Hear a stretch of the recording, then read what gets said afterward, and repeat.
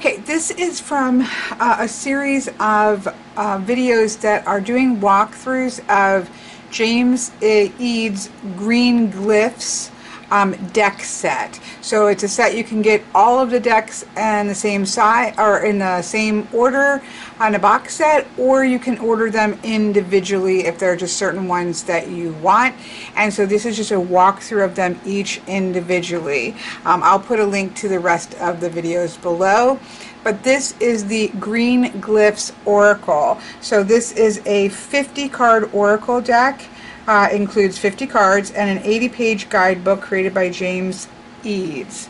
On the sort of information sheet regarding this, it says an oracle deck is simply a deck of cards that deviates from the traditional systems of divination. Many of the cards in this deck came from my own universe of symbolism. For example, you'll find many gazebos scattered throughout my work. I use gazebos as a symbol of celebration and appreciation for the present. In the other Green Glyphs decks, I use color as a key for understanding the impact of a card as either positive or unfortunate. I choose not to include color in this deck because I didn't want to impose any previous connotations on the imagery. So it's an open canvas of how you might respond to the imagery. Here it says, a door presents itself in a dream. It's a simple door made of wood with a brass knob. It's nothing remarkable, but where it leads is all that matters. Once the door is open, it can never be closed again. May this oracle reaffirm your choices so that you can cast fear aside for what lies on the other side. Excuse me. So it comes with a guidebook. I love this. And now you know a quarter of the story. That's 82 pages. It has, the guidebook has obviously your table of contents, a note from James R. Eads, sort of how he's gone about creating things, a welcome to the Oracle. I created this deck as a reflection on the repeating cycles we find in life. Green Glyphs is inspired by the idea that all aspects of everyday life, big and small, find themselves in the day-to-day. These images are a mixture of strange and familiar things, many of which will conjure up meanings on first sight. I want this deck to exist as your companion without fears of the dark cards revealing your subconscious needs. This deck can be used as a tool to highlight what needs attention, things that may ask you to take pause and appreciate, or reflect on how integral or not these aspects are in your daily life. It talks about how there will be suggested keywords, as well as some spreads here, an explanation of what an oracle deck is, and you know where the imagery comes from, why it doesn't have key colors. We've kind of synopsis that already, and whether or not you can reuse reversed meanings, which he gives in the regular ones as well as reversed keywords.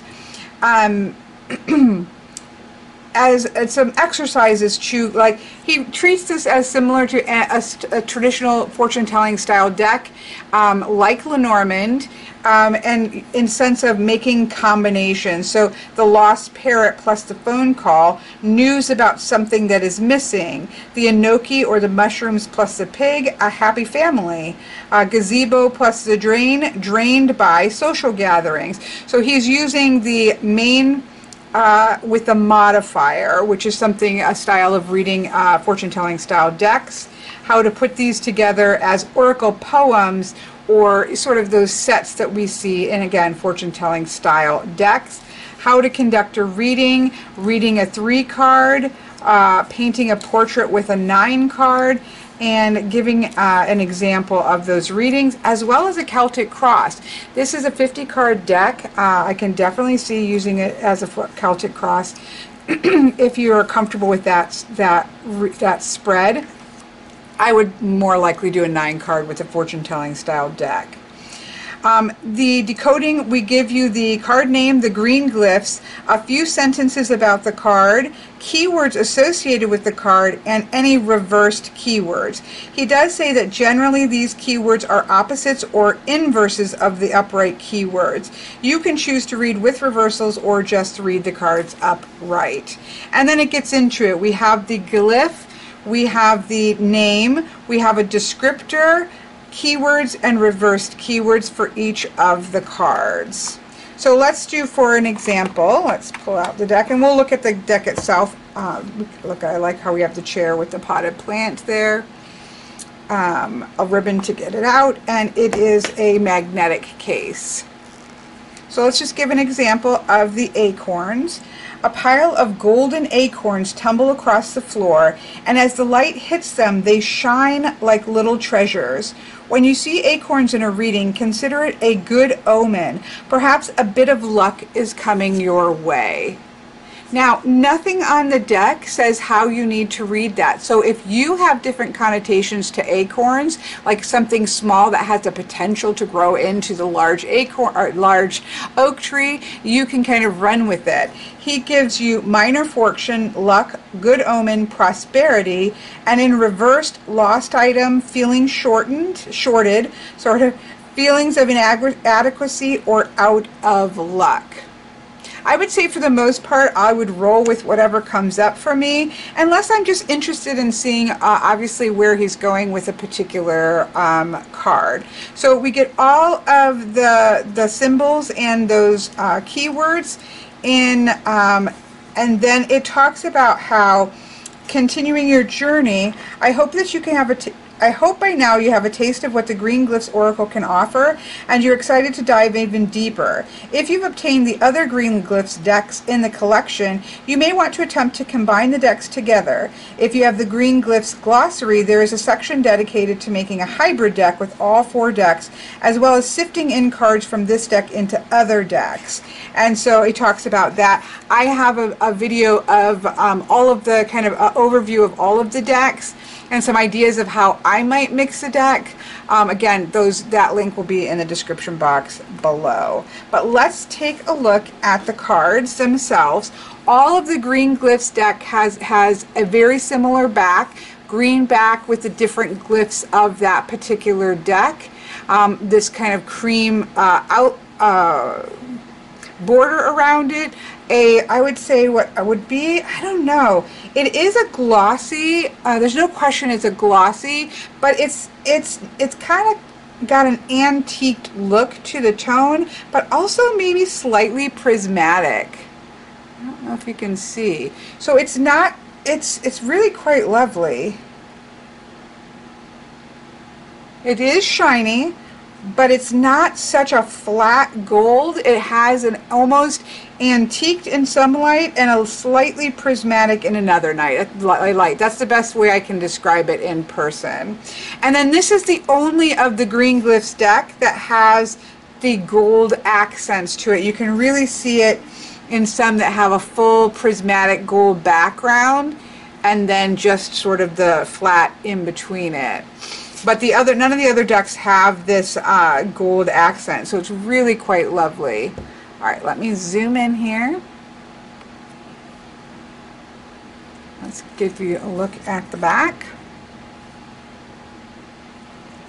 And those glyphs are taken from acorns, and then each of the decks, whether it's tarot, Lenormand, runes, or this oracle deck, has the title and then its own special green glyph of what that glyph would look like. The only one I would say that's not special in the sense that the runes are the runes that, the glyphs of the actual runes. He hasn't changed those. So that's what we have looking at the cards. So there's the acorns, which we talked about. Love the broken glass. I feel like you see broken mirrors, broken glass in decks, which I like. Little accidents, little things that happen. How big of a deal are you going to let that be? Is it going to really be something that tips you over? And it is also a bit of a warning to watch out for those little pieces, right, that you might have missed. I love this candle one, and I did read this that says 7 candles light up a cold, dark space. Ancient glyphs are carved into the wax of the thicker candles. as an attempt to ward off evil. Sorry. These candles were lit with great intention for inner healing. Now that they have shown themselves to you, it's up to you to follow through. So this is like ritual self-care. Of course, it can be mysterious and even evil or diabolical. I don't personally utilize candles for evil or diabolicalness. I don't know what James Eads is out there doing, but I absolutely love this card. Here we have cat, often used for independence, curiosity, those types of things. Of course, curiosity can also kill the cat, right? Here we have chair. I really like this, right? Because I always talk about how the number 4 is like the 4 legs of a chair. It's that stable. A 3-legged stool you can sit on, but a 4-legged chair is much more stable. And it does have like stability, craftsmanship, things like that. But upside down, this could be an unfinished project or a broken chair or something like that. I love these chimes. My daughter got me a set of wind chimes that were tuned, like not just random chimes, but they were tuned to a certain frequency, and they're absolutely beautiful. Not too loud.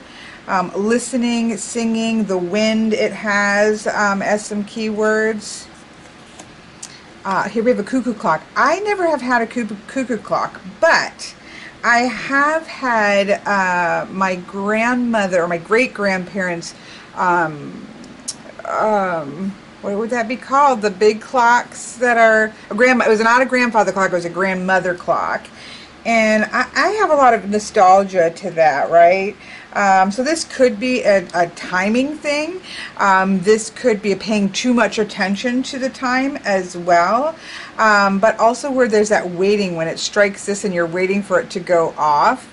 I like it. Crystal ball. Obviously we can see now he has this as a yes, so there's probably a no, which is nice to have. Seeing the future, gaining clarity, those types of things make sense. I love this card. This card makes me so happy.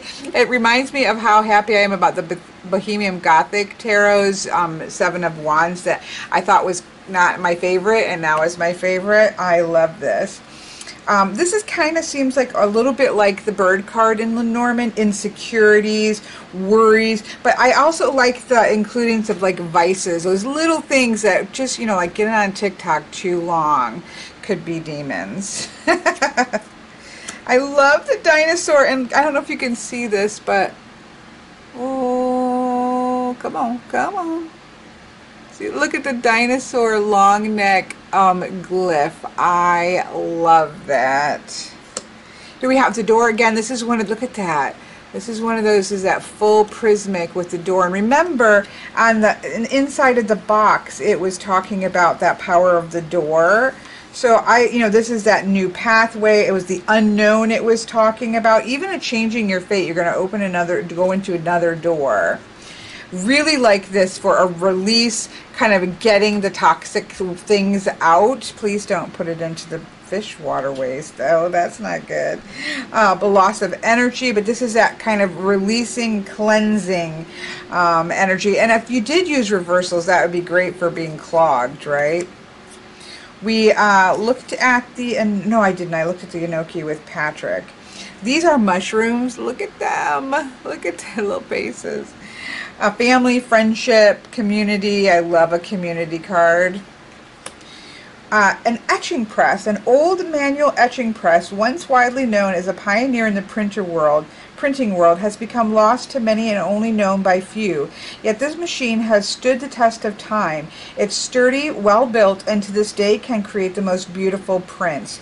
Artistry, old knowledge, the analog, right, instead of the digital, and precision. I love that. Love the feather, weightlessness, lightness, love it. Here we have fig. Perfectly ripened fig glistens in the afternoon light, hurrying you in. When this delectable treat presents itself, do you take a bite or do you shy away to save the sweetness for later? Interesting. Opportune moment, a treat, sweetness, but it can also be associated with lust. flamingos, balance, stillness, collaboration. Again, I love, see how it's good. If you look at this in one light, I don't know if it picks up in the camera, but if you look at this in one light, it just looks gold, but it is most definitely prismatic, and you can see that in person really well as also. Here's a gazebo that he talked about as being celebrations and happiness and coming together. This one is so interesting, right? Because then it's almost, he's got a filling here. But it's a giant tooth. It's not just teeth. I have seen teeth in fortune telling deck, but this is that, you know, having those weird dreams like all your teeth fall out, or a dream of a giant tooth apparently. So, and it does have it associated with dream logic and exaggeration and giving away your power, even like the devil type of a card. So that's interesting. Okay, so here we have the ghost. I love this. This he has as invisible actions, the past, unfinished business, hauntings, and then you reverse, it's more kind of internal, like ignoring self, dredging up old feelings, things like that. Love it. I love that this goat is eating the line around it. That makes my soul happy. Making room, because he's eating and literally like breaking down the walls, decluttering. You know how they eat everything. We had goats growing up. We had two, Henrietta. I'm forgetting the Henrietta and, oh, it starts with an L. I can't remember the other one. And they do eat everything. I love the way these wings are depicted with the gold. Love that. Hummingbirds for me are territorial, bossy, aggressive, in your face, curious. They have short and sweet, quick lessons, daily changes, but boy, I'm telling you what, hummingbirds are feisty. Inkwell, I love this, right? This can be almost like a letter page. This can be starting a fresh story, starting a new page, writing your own. And again, I love how it's attached to the actual line of the card. Lantern, I mean, this makes sense, sort of like a guidance or a mile marker or something like that. That's really beautiful. I'm assuming, like, you know, I haven't done this work yet, but I'm assuming that, you know, with like this has on there, let's see, like the candles, I'm guessing we could probably try to figure out what some of these glyphs on some of these that do have it.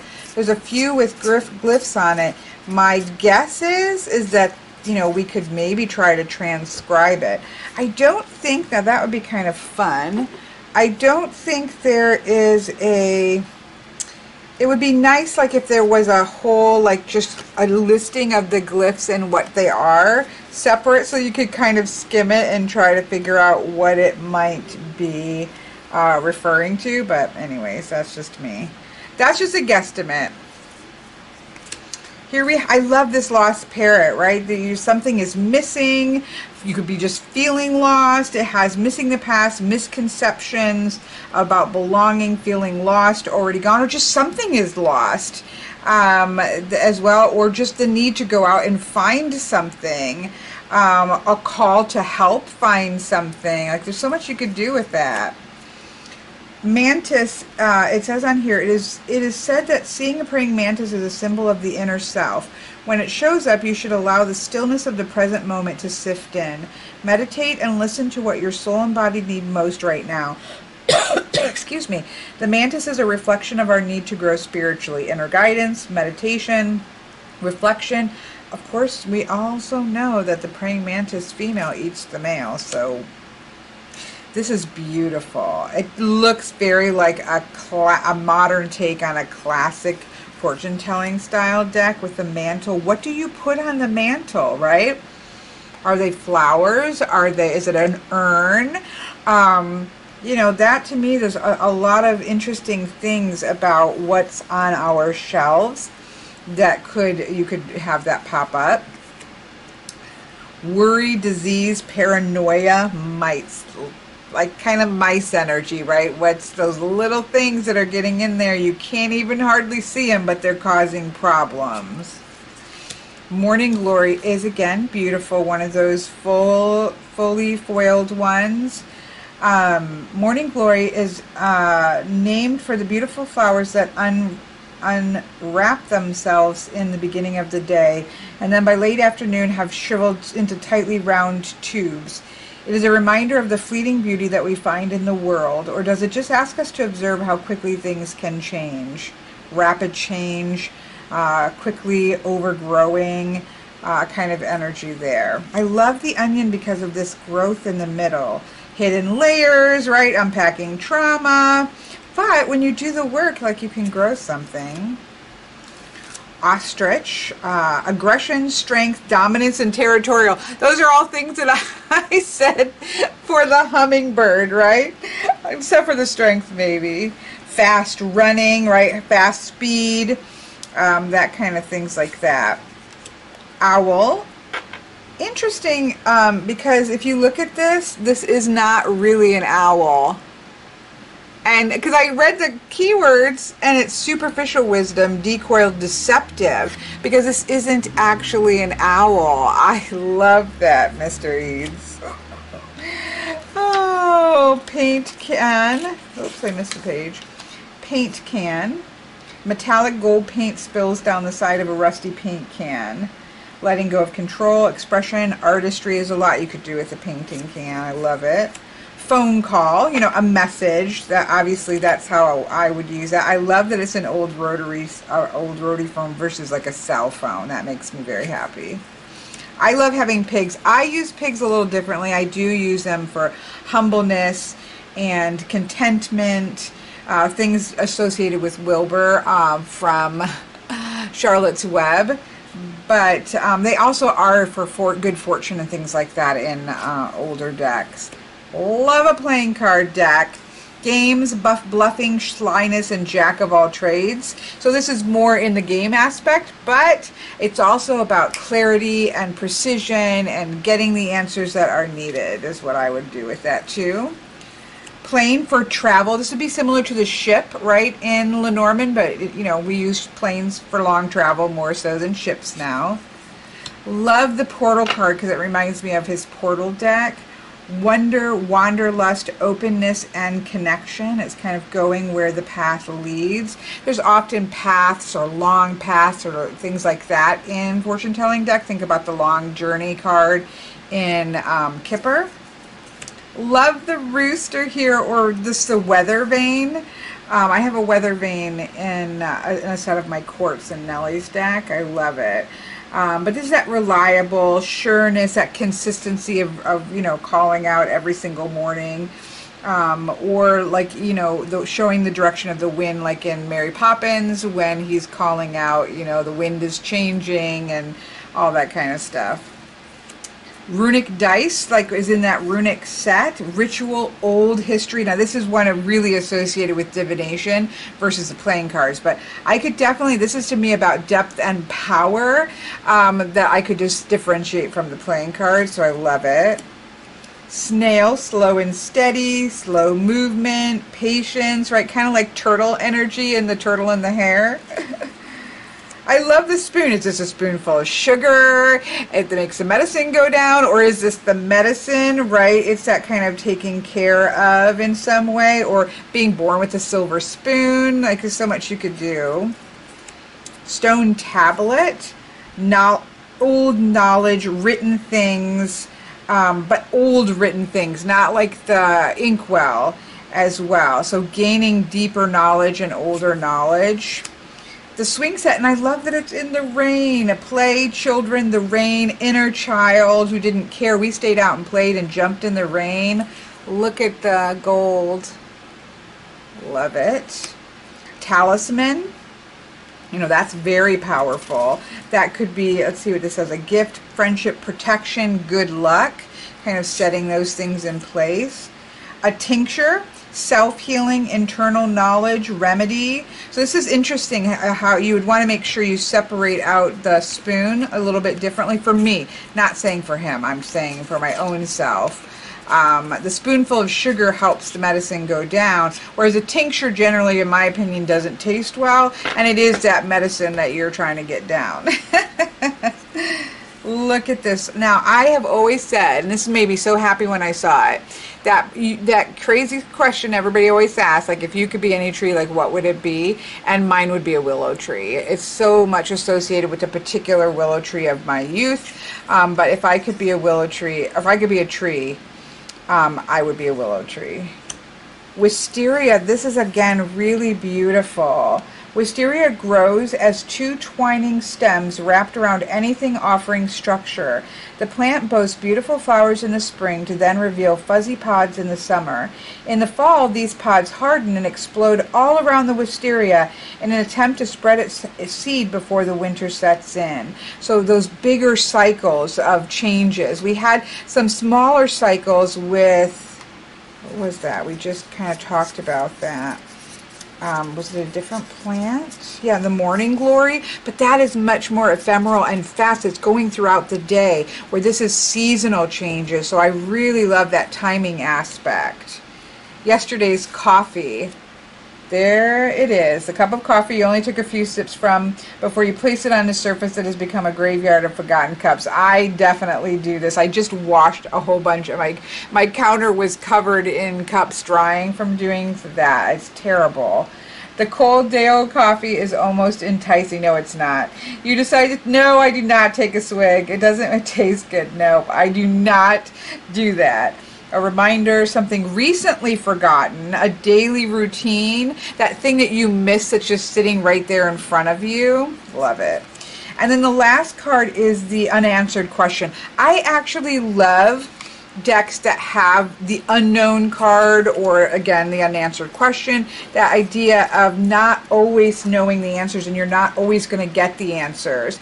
I quite love that. Okay, so let's try to give this a shuffle. I have shuffled the Lenormand deck with this cardstock and it shuffled well. It's not playing cardstock. We were talking about this in Lenormand.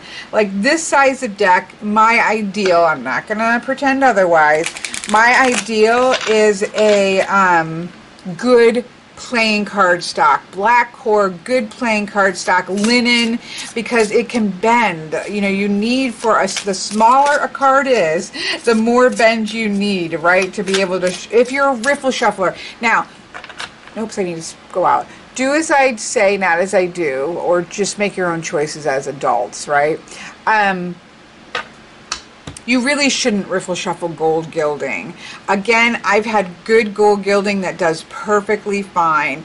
I have riffle shuffled the Fountain Tarot to here and back again. And can you tell it's been riffle shuffled? Yes. Is it still absolutely beautiful and looks used? Yes.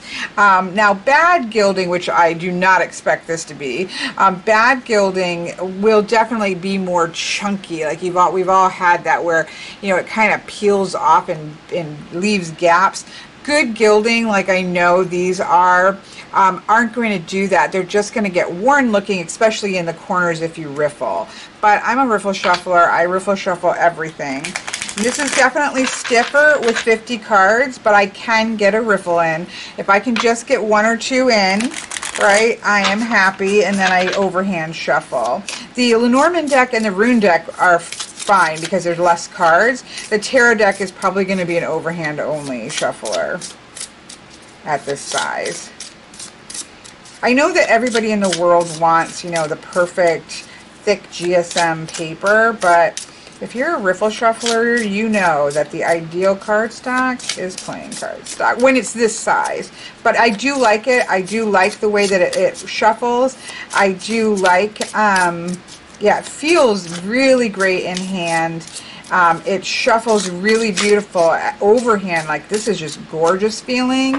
And I can get a riffle shuffle in, so I am happy. Look, there is absolutely no way for deck creators to please everybody, right? And the majority of the world is not like me and some others that I know and loving playing cardstock. And that's actually a negative to some people. So I get it. I totally get it for creators.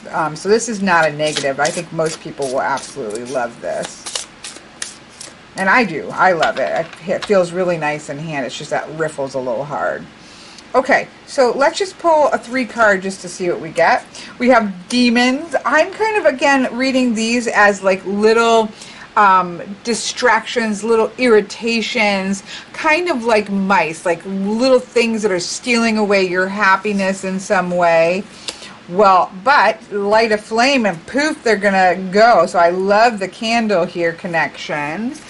And then the last one is a crystal ball where we can now see clearly, right? So I really see this as doing like a ritual to banish bad energy. So there's energy in the air that may be causing some destructive energy around you. So you need to be intentional about lighting some candles, setting some space, calling in some friends to do like a ritual of clearing energy, clearing space. And then you're going to be able to have that clear sight to go ahead and move ahead. I love that. Love it, love it, love it. I mean, this is the kind of deck that, if you're comfortable with Lenormand, if you're comfortable, or at least know Lenormand, if you're comfortable with some of the older style fortune-telling decks, I think that, you will love it, and I think the world needs more. We have a lot of old style fortune-telling decks, but they are, some of them feel like what they are. They're from a different age, and they're really lovely to use, and you can pull them into the future. But it can sometimes be a different fit because what they were concerned about can sometimes be a little bit different, right? And so I love this fake owl. Because of course you don't have the wisdom to know the answers because this isn't here. You think you have wisdom in an area, but you actually don't. And this is making it impossible for you to know the answer.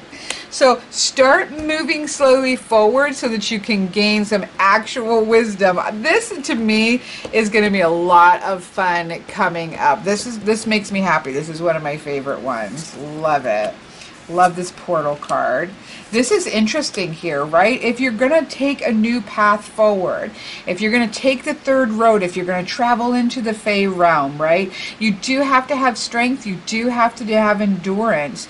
But what you're running towards is actually something new to the potential of the acorn here. So that's interesting. Again, you would have a question, right? But these cards to me are just gorgeous. And I think that they are going to really be introspective, really have a beautiful way to be able to approach them, especially, again, if you're a lover of this style of reading as I am. This is just a treat. It's an absolute treat.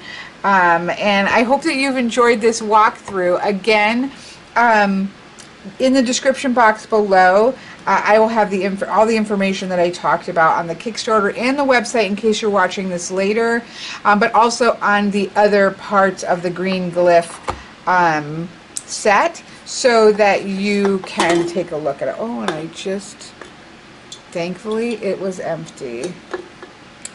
This is why you shouldn't have, that's yesterday, nah, this is today's, or just a little bit ago's Sprite can. But no worries, no cards were harmed. Okay, I hope you enjoyed this. I loved it. Look at, there's the little demons right there. See, you can see, like, I think that's a gazebo. There's a little dinosaur. That's probably the candle flame, the telephone, the ghost right there, the cat right there, the acorns, I'm assuming the feather right here, the snail, the chair, the plane. What was this one? I love this glyph. There's the broken glass right there. There's the goat horns. So yeah, I love, love, love, love, love this whole concept, and I hope you've enjoyed this walkthrough.